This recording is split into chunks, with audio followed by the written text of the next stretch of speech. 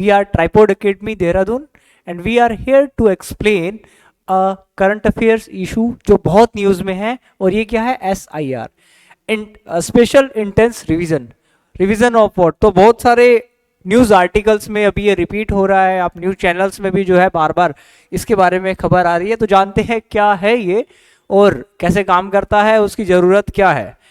तो exactly what is special intensive revision की अगर बात करें तो थ्योरी कह रही है कि special intensive revision is a special drive by the election commission to clean, update and correct the electoral roll of a particular constituency और एरिया।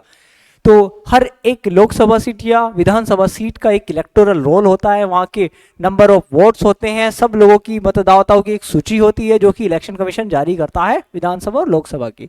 उसी में कुछ वोट्स जो हैं वो या तो फालतू में हैं जो कि नहीं होनी चाहिए, या फिर उनमें कुछ अमेंडमेंट करने की जरूरत है, या फिर उनको करेक्ट करने की जरूरत है। तो उसी के अकॉर्डिंग रेगुलर रिवीजन जो होता है, यूजुअली हर साल जो है BLOs जो है गांव-गांव दर जाकर जो है हर एक मोहल्ले में जाकर जो है वोट्स बनवाते हैं, कटवाते हैं।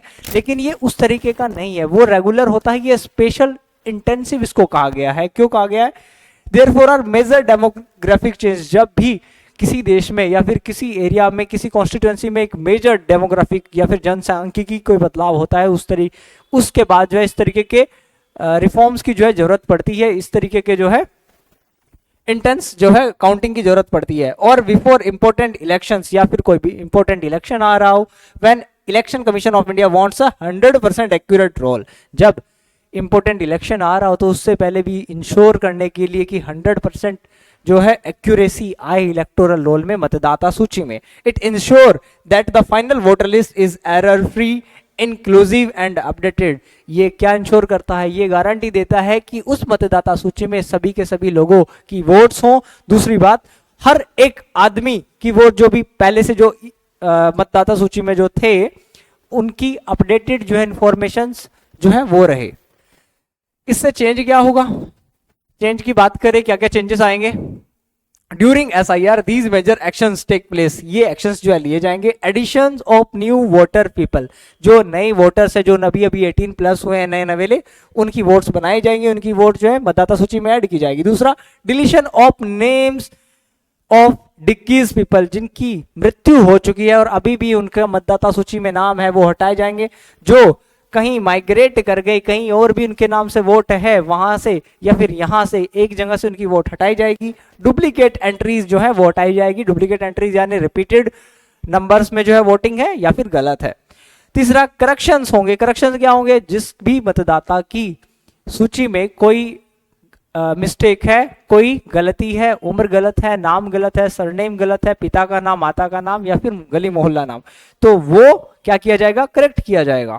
Shifting with in constituency voters who moved inside the same assembly, उसी विधानसभा या लोकसभा सीट पर आप जो है कहीं और शिफ्ट हो गए तो वो वहां से वोट शिफ्ट करी जाएगी। हाउस टू हाउस वेरिफिकेशन होगा बूथ लेवल पर, जैसे कि BLO करते हैं जो शिक्षक, सरकारी शिक्षक को ये जिम्मेदारी अभी दी जाती थी। तो इस तरीके से जो है काम करेगा। हाउ, कैसे काम करेगा? स्टेप बाय स्टेप देखते हैं। स्टेप 1, अनाउंसमेंट होगा इलेक्शन कमीशन ऑफ इंडिया, क्योंकि इलेक्शन कमीशन ऑफ इंडिया एक इंडिपेंडेंट बॉडी है, तो इसके लिए कोई भी पार्लियामेंट का या फिर एग्जीक्यूटिव का जो है परमिशन लेने की आवश्यकता नहीं है, तो खुद ही अनाउंस करेगी।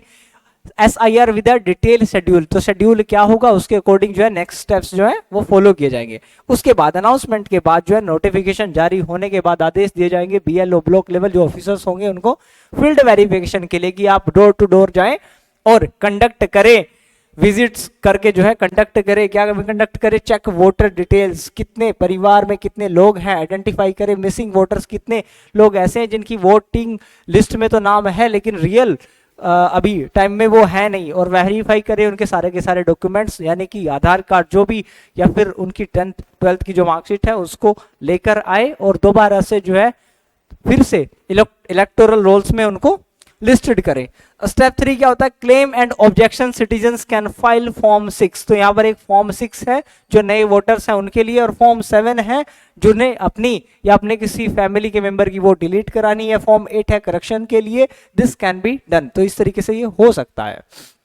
स्टेप 4 क्या होगा, पब्लिक जो है display, public display provisional list is published for transparency, उसके लिए उसके बाद एक लिस्ट जारी की जाएगी by election commission of India. उसके बाद भी अगर कोई करेक्शन की जो है गुंजाइश है, कोई पोटेंशियल है, उसके बाद वो किया जाएगा और उसके बाद फाइनल रोल पब्लिश किया जाएगा after verification, double check verification के बाद, एंड ऑब्जेक्शन डिस्पोजल किए जाएंगे, सारे के सारे जो भी ऑब्जेक्शंस लाए गए हैं। इलेक्शन कमीशन जो है पब्लिश करता है फाइनल इलेक्टोरल को, अंतिम मतदाता सूची।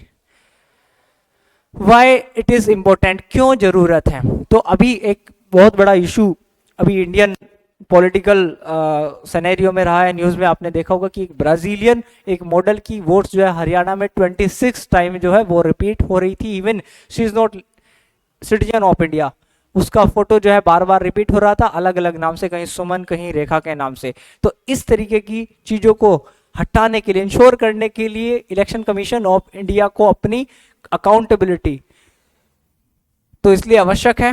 क्यों आवश्यक है? बोगस वोटिंग, जो फालतू की वोटिंग है उसको हटाने के लिए, मिसिंग नेम, जो लोग अभी तक भी लिस्टेड नहीं है वो लोग क्या करने के लिए, मिसिंग नेम्स को ऐड कराने के लिए, रॉन्ग एंट्रीज जो है गलत एंट्रीज हुई है, गलतियों से हुई है वो लार्ज स्केल डुप्लीकेशन, जो वोट्स जो है बार बार रिपीट हो रही हैं, एक से अधिक बार जो है रिपीट हो रही है, उन सबको हटाने के लिए।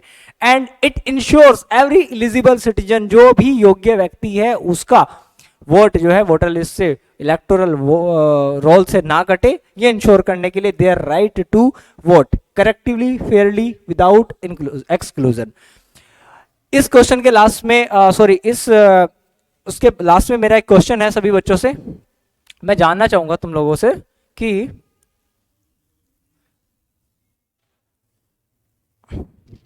द क्वेश्चन इज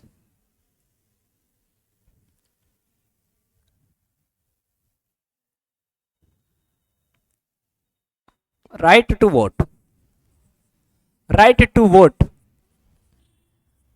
किस तरीके का अधिकार है? फंडामेंटल राइट है, बी लीगल राइट है, या फिर सी कॉन्स्टिट्यूशनल राइट है,